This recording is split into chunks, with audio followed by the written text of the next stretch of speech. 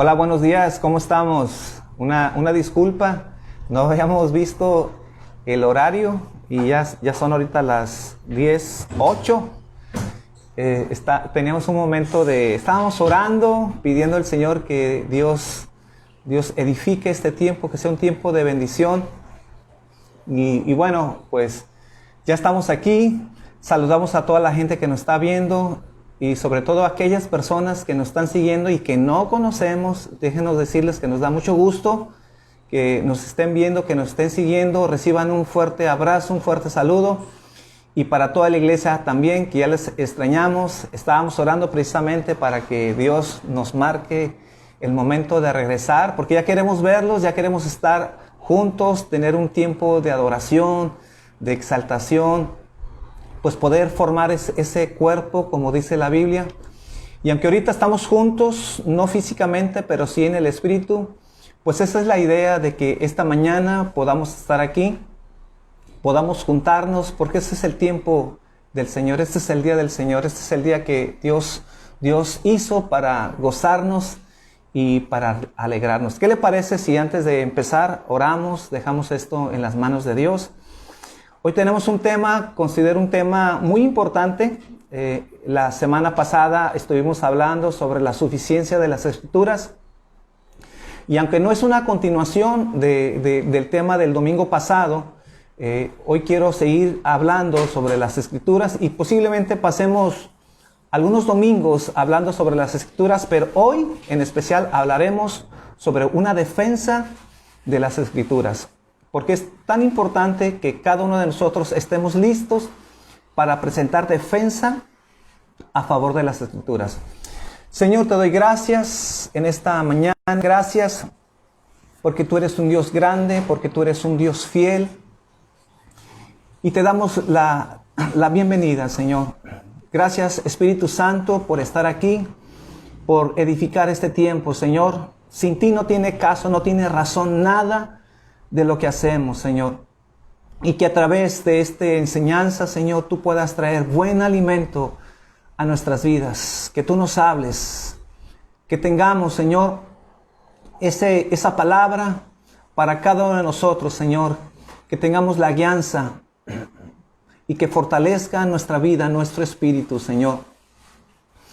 Permíteme, Señor, hablar, Señor, tu palabra, Señor. Reconozco, Señor, mi necesidad, Señor, que tengo de ti para que tú me ayudes, Señor. Reconozco mis debilidades, Señor, mis torpezas. Que sin ti, Señor, no es posible, Señor, poder transmitir tu palabra, tu enseñanza, Señor. Tú eres el que estás ahí para edificar, Señor, para levantar, para traer vida, Señor, a través de este mensaje, Señor. Y te pido, Señor, que tengamos un buen tiempo esta mañana, Señor. Te lo pido en el nombre de Jesús, Padre. Gracias, gracias, gracias. Pues yo espero, mis hermanos, que estemos contentos, que estemos felices. Cada detalle, cada cosa que Dios hace, como dice su palabra, sus misericordias son nuevas todos los días.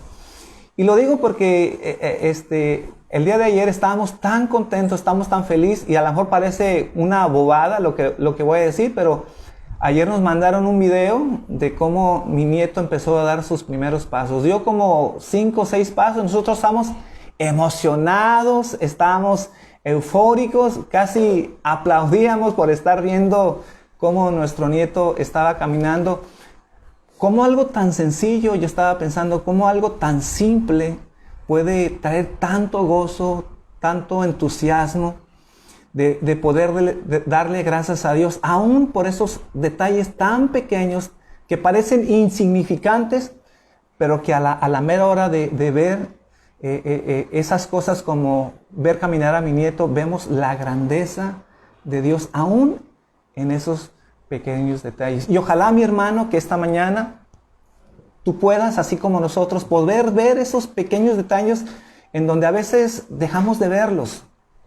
Si hoy estás esta mañana con nosotros, si nos estás escuchando, pues tienes un detallazo grandísimo, porque sigues teniendo vida, tu corazón sigue latiendo, y eso es algo grande, eso es algo extraordinario que le debemos de dar gracias a Dios. Entonces, el tema de hoy, de esta mañana, le he titulado Una defensa de las Escrituras, porque quiero a través de esta enseñanza poderte animar, poderte preparar, poder hacernos conscientes de que cada uno de nosotros necesitamos estar listos para presentar defensa de las Escrituras, sobre todo aquellos que demandan que tenemos una Escritura no fiable, no confiable, una Escritura que ha pasado de moda y que en los últimos tiempos se ha enfatizado tanto el ataque dentro de las Escrituras que lo más extraordinario de esto es que ni siquiera estoy hablando de la gente que no cree en Dios, de los ateos, de las personas que creen que la religión, que el cristianismo es algo retrógrada, sino hablo de aquellas personas que están en las iglesias, que viven en las iglesias, que de alguna manera tienen las Escrituras, pero que no confían en las Escrituras. Esta semana me tocó escuchar a un pastor que decía que las Escrituras necesitan ser releídas, que las Escrituras necesitan ser actualizadas, porque lo que sirvió hace 2000 años, lo que Dios hizo hace 2000 años, ya no sirve para el día de hoy. Entonces, estaba diciendo este pastor que la Biblia necesita ser actualizada, que lo que Dios enseñó hace 2000 años, o lo que algunos pecados Dios prohibió, que hoy en día ya no es. Y todo con la mentalidad de poder favorecer o de poder permitir la iniquidad, los pecados que hoy en día se están cometiendo.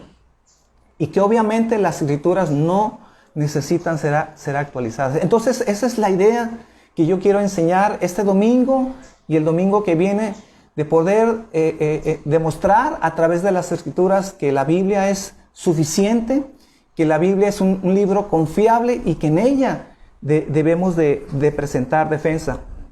Entonces, ¿por qué presentamos defensa de las Escrituras? Bueno, porque creemos que es la palabra de Dios, que es una palabra viva, que es una palabra inerrante, que en su revelación original no contiene errores, y que esta palabra es una palabra actual, que sigue siendo la misma de hace 2000 años, sigue siendo la misma para hoy, y que lo que necesitaron la gente de hace 2000 años, la gente la sigue necesitando el día de hoy. Defendemos las Escrituras porque definimos nuestra vida y nuestros ministerios a partir de ella. Es decir, nosotros debemos de llevar una vida bíblica. Y yo sé que a mucha gente a veces no les gusta cuando decimos que necesitamos tener una vida bíblica, porque llevar una vida bíblica quiere decir que todo lo que hacemos, lo que pensamos, lo que enseñamos, cómo vivimos nuestro matrimonio, cómo nos relacionamos con la gente, lo que debemos de creer, lo que debemos de decir que es verdad, lo que debemos de decir que es mentira, está basado todo, absolutamente todo, en las Escrituras. Entonces, nuestra vida debe ser bíblica en todo lo que hacemos, en todo lo que aprendemos. Pero si la Biblia no es la verdad, si la Biblia no es la palabra de Dios, entonces todo se derrumba, no hay sentido de nuestra vida. Entonces no podemos defender nuestras creencias, nuestra fe, nuestras doctrinas, porque obviamente todo lo que creemos, toda nuestra teología, todo lo que pensamos de Dios, todo lo que decimos que es Dios, está basado totalmente en las Escrituras. O al menos quiero pensar que tú, mi hermano, o las personas que nos están escuchando, que todo lo que pensamos de Dios no está basado en otro libro, no está basado en una idea, en una filosofía, en un movimiento humano o pensamientos humanos, sino que todo lo que enseñamos, todo lo que enseña la iglesia, o todo lo que debería de estar enseñando la iglesia, debe estar basado en las Escrituras. Entonces, la Biblia afirma de muchas maneras y una forma contundente que la Biblia es inspirada por Dios. Vaya conmigo a 2 de Pedro, en el capítulo 1, versículo 20, en donde nos dice aquí que la Biblia afirma ser la palabra de Dios y lo hace de una manera clara y reiterada. Las Escrituras, 2 de Pedro 1:20, entendiendo primero esto, que ninguna profecía de la Escritura es de interpretación privada, porque nunca la profecía fue traída por voluntad humana, sino que los santos hombres de Dios hablaron siendo inspirados por el Espíritu Santo. Es decir, que los hombres, lo que está diciendo aquí Pedro, que los hombres no escribieron la Biblia por iniciativa propia o por mandato humano. Hoy tenemos su palabra porque fue dado por Dios, porque Dios la reveló. También dice 2 de Timoteo, en el capítulo 3, versículo 16, 2 de Timoteo 3:16, toda la Escritura es inspirada por Dios. Cuando dice toda la Escritura, significa que todas las epístolas, que todo lo que encontramos en la Biblia, los evangelios, las profecías, los libros proféticos, el Pentateuco, el Apocalipsis, toda en su totalidad fue inspirada por Dios. O sea, los evangelios son inspirados y las cartas paulinas son menos inspiradas. No. Pedro está diciendo aquí, Timoteo está diciendo, sí, toda la Escritura en su totalidad, desde Génesis hasta Apocalipsis, todos los libros contenidos en la Biblia fueron dados, fueron inspirados, es la idea de Dios y no del hombre. Por lo tanto, cuando la Biblia dice que es inspirada por Dios, toda la Escritura es que podemos confiar en ella. No podemos decir que una parte sí y otra parte no. Algún versículo que no nos gusta, la podemos desechar, o sentimos que no es la palabra de Dios, tiene que ser respetada en su totalidad. Jesús dijo que el que guarda su palabra es la manera en que demostramos en que amamos a Dios. Quien no guarda su palabra, quien no tiene su palabra como palabra inspirada por Dios, entonces demuestra a través de esa acción que no ama a Dios. Entonces, la manera en que nosotros nos referimos a las Escrituras y cómo es que tomamos la Biblia para nuestras vidas, es la manera en donde decimos que tanto confiamos en Dios.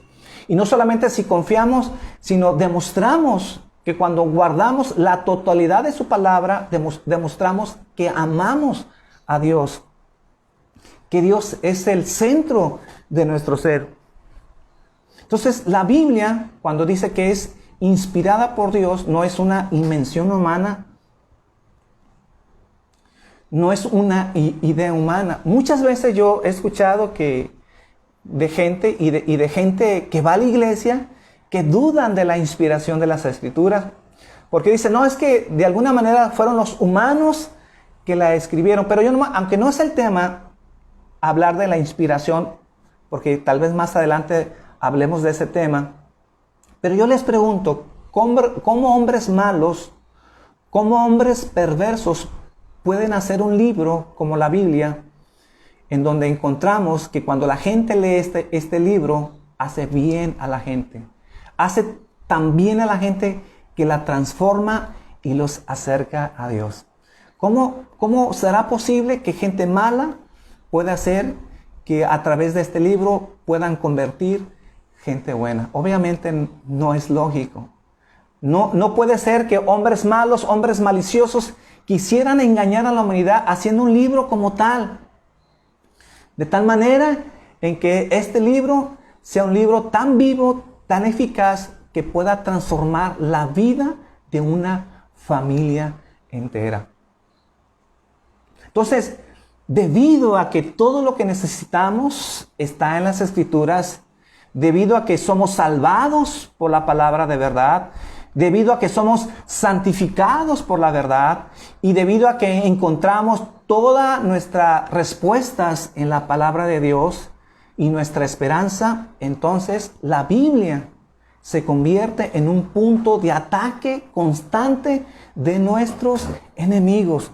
Debido a que en ella está nuestra fe, debido a que en ella nosotros conocemos a Dios, entonces todos los ataques desde que la humanidad existe se han centrado en atacar la palabra de Dios. Obviamente esto no es nada nuevo. El hecho de que la Biblia sea atacada, sea degradada, que digan que la palabra es mentirosa, no es nada nuevo, porque desde el comienzo de la humanidad vemos que la palabra de Dios fue atacada. Vaya conmigo, por favor, al libro de Génesis. Quiero ver a través de las Escrituras, poder demostrar cómo desde que el hombre existe, la palabra de Dios fue atacada de muchas maneras para que el hombre no pudiera confiar en Dios. Yo siempre he afirmado que la guerra espiritual que el cristiano entabla contra las tinieblas, más que estar liberando demonios, más que estarnos enfrentando con demonios, en realidad la guerra espiritual se centra en las ideas, en la manera en que la gente debe creer, en nuestras creencias, en nuestros pensamientos que tenemos de Dios, en la doctrina. Si el diablo, si las tinieblas logran distorsionar la verdad de Dios, entonces la gente no va a encontrar a Dios, la gente no va a saber cómo salvarse y cómo puede agradar a Dios. Por eso los ataques han sido concentrados en lo que Dios ha dicho en su palabra, y lo vemos desde el libro de Génesis en el capítulo 3, versículo 1. Dice, pero la serpiente era astuta más que todos los animales del campo que Jehová Dios había hecho, la cual dijo a la mujer, ¿con que Dios ha dicho, no comáis de todo árbol del huerto? Y la mujer respondió a la serpiente, del fruto del árbol del huerto podemos comer, pero del fruto del árbol que está en medio del huerto, dijo Dios, no comeréis de él, ni le tocaréis para que no muráis. Entonces la serpiente dijo a la mujer, no moriréis, sino que sabe Dios que el día que comáis de él, serán abiertos vuestros ojos y seréis como Dios, sabiendo el bien y el mal. ¿Cuál fue, de acuerdo a lo que estamos leyendo, cuál fue la manera en que Satanás hace caer a Eva? ¿Cuál fue la manera, la estrategia que las tinieblas utilizó para que Eva pudiera caer? Fue atacar la veracidad de la palabra de Dios. Cuestionó la palabra de Dios. Puso en duda la palabra de Dios. En otras palabras, Satanás le estaba diciendo a Eva, Dios está mintiendo. Dios miente. Dios sabe que si comes del fruto, seréis como Dios. Y fíjense lo que dice en Génesis 3:1, cómo Satanás empezó a poner duda en la mujer de Eva, con que Dios ha dicho, no comáis de todo árbol del huerto, con que Dios ha dicho, no comáis de todo árbol del huerto. En primer lugar, Dios no dijo eso. Si ustedes se fijan, Dios no dijo que no podían comer de todo árbol. Dios dijo al revés. Dios dijo, de todo árbol en el huerto pueden comer, solamente de un solo árbol, el árbol del bien y el mal, el árbol de la ciencia, ustedes no pueden comer. Pero Satanás dijo, porque siempre Satanás, su estrategia es distorsionar lo que Dios dice. Satanás dijo, así que Dios os ha dicho que de todo árbol del huerto no puedes comer. Eso fue una mentira. Entonces, los principios de Satanás es distorsionar, pervertir lo que Dios ha dicho. Y siempre lo ha utilizado Satanás, pervertir la palabra de Dios. Por ejemplo, por poner solamente un ejemplo, ¿Dios quiere bendecirnos? Sí. Dios quiere bendecirnos, pero Satanás se ha encargado de distorsionar la palabra. ¿Y qué es lo que se enseña hoy en día dentro de las iglesias? Que Dios quiere bendecirte, sí, pero que Dios quiere que vivas como hijo de rey, que merecemos todos, que merecemos vivir con abundancia, que no necesitamos la escasez, que si somos hijos de rey, entonces somos merecedores de todos, cuando en realidad es una exageración. Es una distorsión de la palabra de Dios, porque es cierto, ¿Dios quiere bendecirnos? Sí, Dios quiere bendecirnos. Pero no es cierto que dice la Biblia que merecemos vivir, porque nadie merece lo que Dios nos da. Entonces, tendemos a tener una idea, a tener una distorsión de lo que Dios ha dicho. Y entonces la gente, cuando no tiene abundancia, cuando no vive de lujos, cuando no tiene esa prosperidad que está esperando, porque está esperando la promesa de Dios de tener una buena casa, un buen carro, entonces sienten que están fallando, que hay algún pecado, o como muchas veces llego a escuchar, es que Dios está fallando, Dios no está cumpliendo su palabra, Dios miente, Dios es una persona que no cumple con lo que dice, cuando Dios no ha dicho eso. Dios no nos ha dicho que debemos de vivir como hijos de reyes. Más bien Dios nos enseña a ser personas que vivamos siendo agradecidos, contentos con lo que tenemos. Que de repente Dios nos puede dar abundancia, sí, y debemos estar contentos, pero que también podemos tener escasez y también estar contentos. Lo que no enseñan o lo que no se enfatiza es que en realidad el Hijo de Dios debe vivir siendo santo. No, enfatizan que debemos de vivir como rey, pero no dicen que debemos vivir como Dios, siendo personas íntegras, siendo personas que en todo lo que hacemos somos personas rectas, personas fiables, personas que andamos en santidad. Entonces, esa es una distorsión. Otra distorsión hoy en día que Satanás usa es que dice, es que la voluntad de Dios es que todos los hijos de Dios deben ser sanos, porque siempre la voluntad de Dios es que sea sano. Y si esa es la voluntad de Dios, entonces no tienes por qué estar enfermo. Ese es un tema que yo ya lo he platicado y no quiero tardarme mucho en estar hablando de este punto. Pero déjenme decirles, mis hermanos, que a lo largo del cristianismo, muchos hombres de Dios fieles, íntegros, santos, que han vivido cerca de Dios, muchos de ellos Dios los ha llevado siendo enfermos, en donde Dios no sanó sus vidas. Y no estoy diciendo que no debamos orar por nuestra sanidad, y no estoy diciendo que Dios no tiene el poder para sanarnos, porque claro que lo tiene. Claro que Dios, cuando está en sus planes, Dios no hay nada que pueda detenerlo cuando Dios desea sanarlos. Aun cuando el diablo, las tinieblas, los bichos, cualquier virus se interpongan en nuestras vidas, cuando Dios nos quiere sano, no tengamos duda que Dios lo va a hacer. Pero a veces hay que entender que Dios tiene planes mayores que la misma sanidad. Y que solamente nos quedamos en la sanidad. Que alguien enferme y que alguien muera de enfermedad no significa que Dios no nos ame, que Dios no nos tenga cuidado. Simplemente es que Dios tuvo otros planes diferentes que el solamente ser sanados. Y si no entendemos este principio, entonces caemos en el desánimo, dudamos de Dios porque se enseñan cosas distorsionadas. Dios nos ama, Dios nos quiere sanar, sí, Dios nos quiere sanar, pero a veces hay que entender que Dios tiene otros planes y otros propósitos para nuestras vidas y no debemos cerrarnos, no debemos caer en esas ideas. Entonces, ¿qué quería lograr Satanás cuando cuestionó el mandato de Dios? Cuando dijo, ¿con que Dios os ha dicho? ¿Con que Dios os ha dicho? Satanás le estaba diciendo a Eva que Dios no tiene el derecho de restringirnos, que no puede meterse en nuestro libre albedrío, que tenemos el derecho de poder cuestionar a Dios. Eso es lo que Satanás le estaba diciendo a Eva. ¿Con qué Dios ha dicho? ¿Cómo es que Dios se mete en nuestras vidas cuando tú puedes hacer lo que quieras? Porque tenemos libre albedrío, podemos usar de nuestra libertad, que Dios no puede meterse, que Dios no nos puede restringir.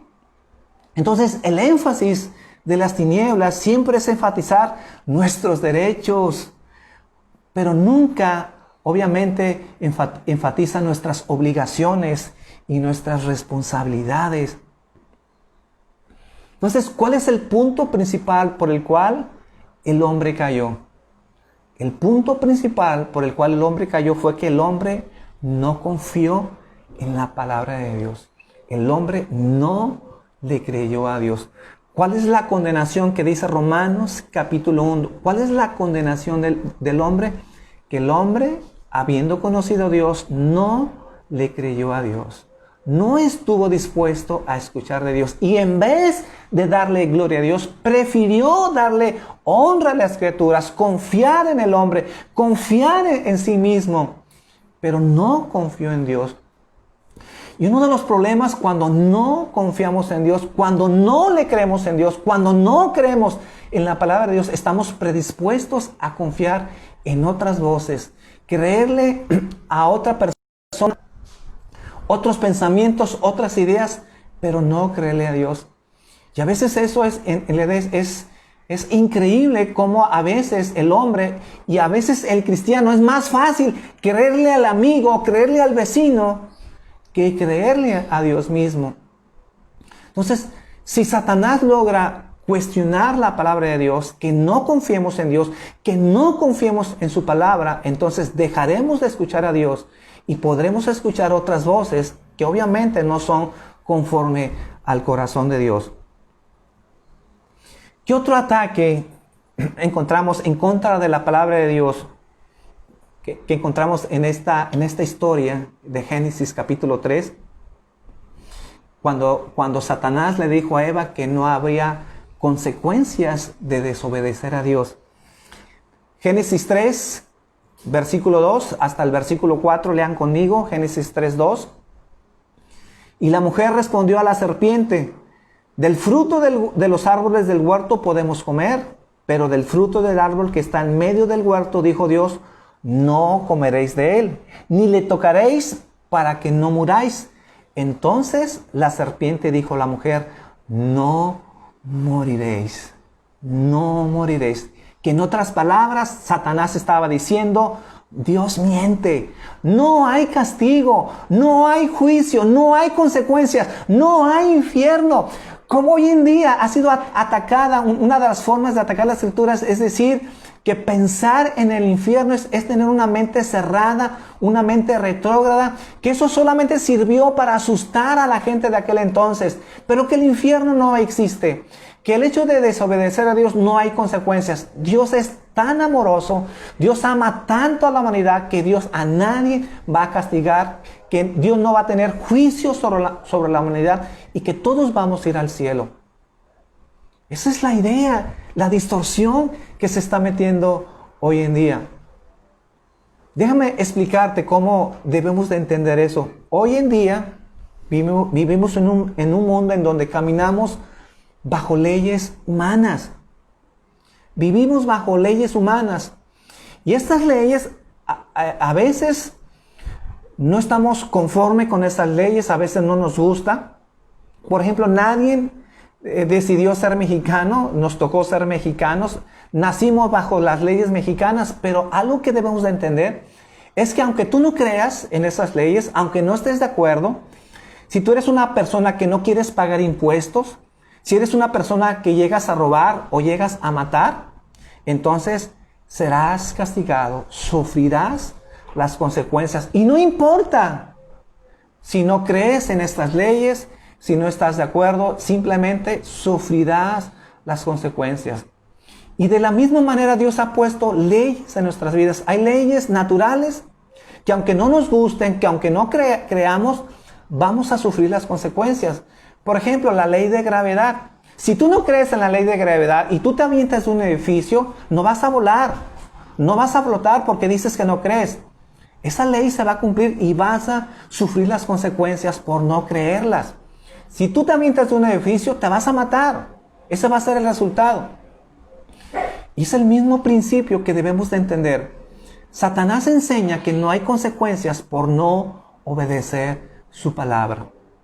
Y esto es algo muy importante. Y aún la gente que no conoce a Dios, la gente que aún no ha sido evangelizada, Dios le ha revelado a través de la creación que hay un Dios, que Dios ha puesto leyes en su conciencia, que tenemos una conciencia y que esa conciencia, aún del hombre que no conoce a Dios, sabe lo que es bueno y lo que es malo. No existe en la humanidad ningún hombre, ninguna nación, ninguna tribu en donde no tenga conocimiento de la ley de Dios. En toda la humanidad, en donde exista seres vivos, existen leyes en donde se prohíbe robar, se prohíbe matar, se prohíbe mentir. Y ellos saben, y aunque no han escuchado de Dios, en su conciencia saben de Dios. La Biblia habla de esa revelación natural en donde los cielos, las estrellas, de lo que el hombre puede ver, puede entender que hay un Dios. Romanos nos enseña que ese hombre, que aunque no conoce a Dios, no tiene excusa de Dios, porque la misma naturaleza le habla que hay un Dios. Hay una ley impuesta en nuestras vidas, nuestras conciencias, que nos hablan del bien y del mal, y que esa ley y que esa revelación, que aunque no han escuchado de Dios, es suficiente para condenarlos. Mucho más, mis hermanos, aquellos que se les ha predicado el Evangelio, aquellos que han escuchado el mensaje de Dios, menos tienen excusa.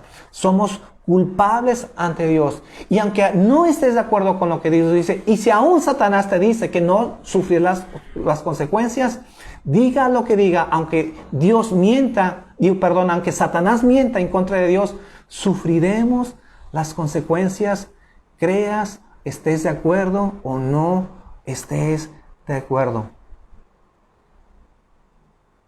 Entonces, estos mismos argumentos que utilizó Satanás en el Edén, los sigue usando el día de hoy. Sigue diciendo que la palabra de Dios no es confiable, que es engañosa, que la palabra de Dios no es confiable porque tiene fallas, porque la escribió según las ideas de los hombres, pensamientos humanos. Entonces, que no debemos de confiar en la palabra de Dios.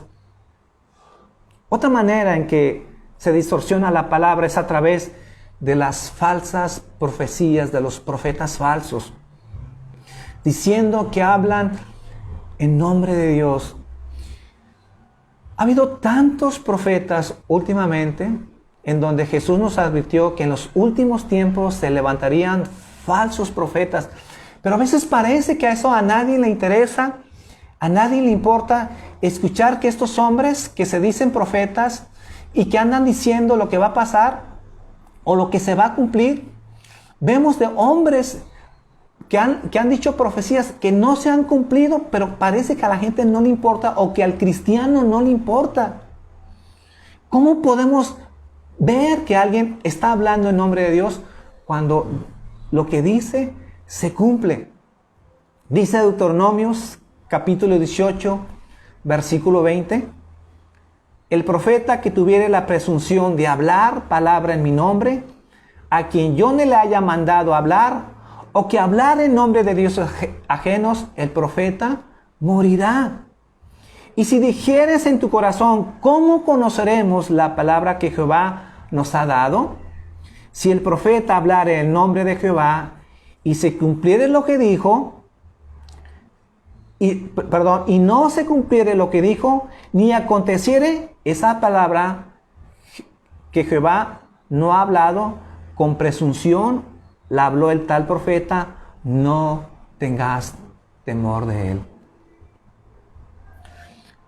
Este es un tema que ya después lo quiero profundizar, de que podamos entender que nuestra vida, nuestras creencias, nuestras doctrinas están fundadas, como dice la Biblia, en el fundamento de los profetas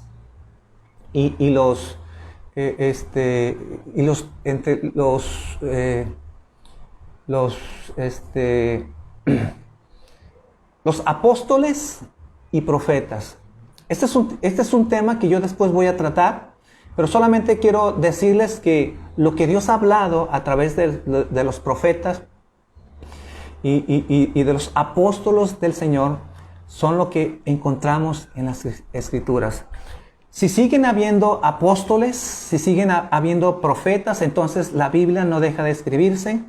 Entonces todo lo que ellos dicen, que dicen que es palabra de Dios, que es revelación de Dios, porque dicen que tienen palabra nueva, que tienen revelación nueva, entonces es algo que se debe de agregar a las Escrituras. Pero hay tanto charlatán, hay tanta persona que dice hablar en Dios, entonces ¿cómo saber si es palabra de Dios o no es palabra de Dios?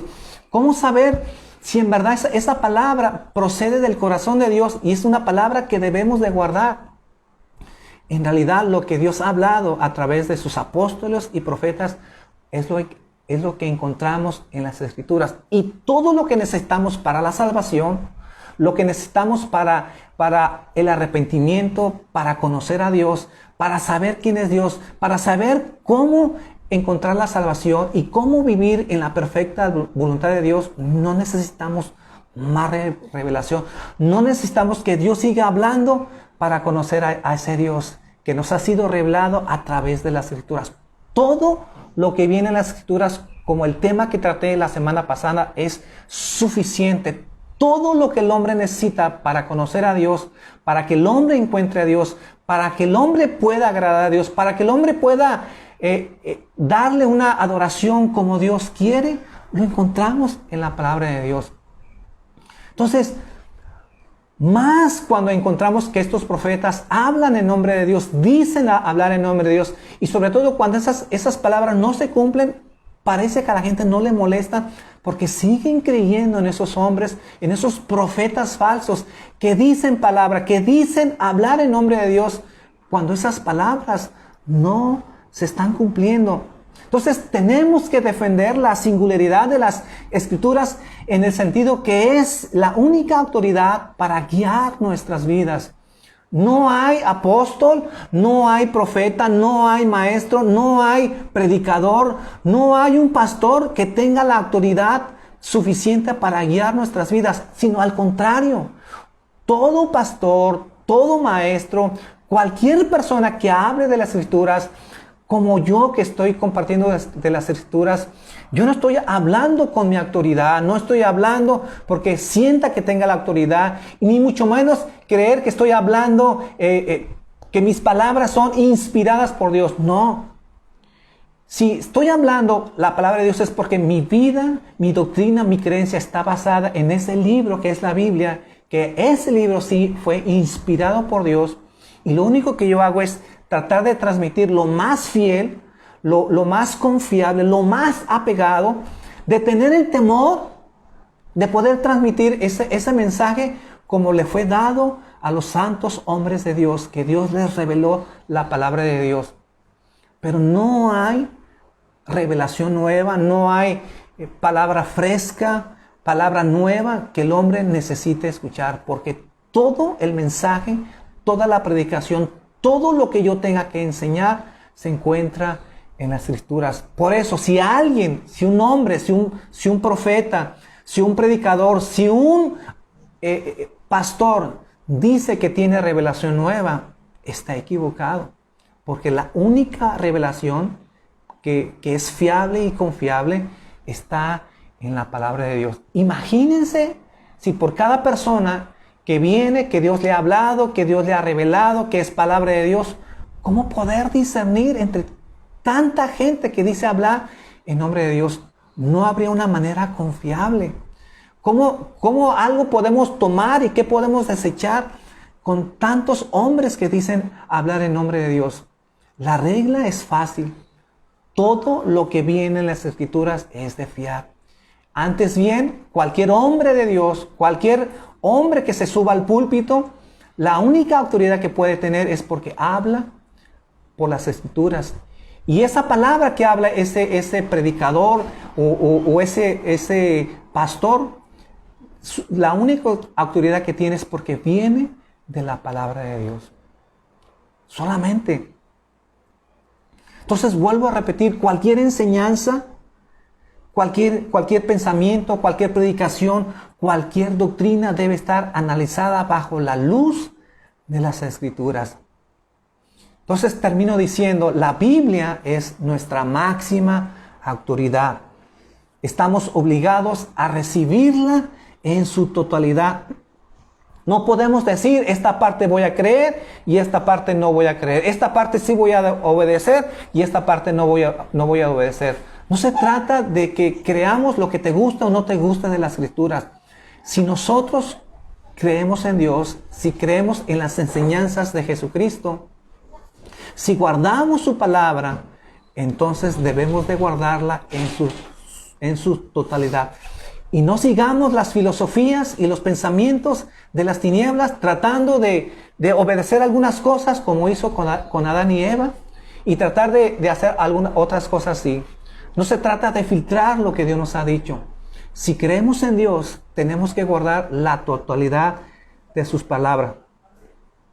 Tenemos que guardarlas porque ellos nos van a guardar del error, nos van a preservar de caer en la mentira. Debemos estar atentos. ¿Qué es lo que aprendemos? ¿Qué es lo que escuchamos? Cada vez que escuchamos una predicación, cada vez que vamos a escuchar a la televisión, al Face, cualquier predicación, siempre tenemos que analizarla a la luz de las Escrituras. Y entonces podemos confiar en ese predicador, podemos confiar en esa iglesia, porque su autoridad son las Escrituras. La semana que viene estaremos hablando de otras estrategias que Satanás ha usado para distorsionar la palabra de Dios. Por lo pronto, mis hermanos, debemos siempre estar listos para presentar una defensa a favor de las Escrituras que ha sido atacada. Y como vimos el día de hoy, no es algo nada nuevo. Satanás desde el principio ha distorsionado, ha dicho que Dios miente, que lo que Dios ha dicho, que su palabra no es confiable. Pero esa es una mentira que Satanás ha usado para engañar a los cristianos, para engañar a la iglesia. Por eso vemos una iglesia en crisis, porque ha dejado de confiar en la palabra de Dios. Ha dejado de tener las Escrituras como la palabra inspirada, como la autoridad suprema para guiar nuestras vidas. Y la iglesia ha confiado y ha buscado en otras instancias, en la filosofía, en el humanismo, en la psicología, y ha dejado de confiar en la palabra de Dios. Mis hermanos, la palabra de Dios, como nos fue revelada, sigue siendo confiable, sigue siendo efectiva, sigue teniendo el poder para cambiar la vida del corazón más duro. Mis hermanos, por lo pronto terminamos nuestra plática. El domingo continuaremos con una defensa de las Escrituras. Por lo pronto, Dios me los bendiga y que tengan un bonito fin de semana. Y si Dios quiere, próximo domingo aquí estaremos a la misma hora.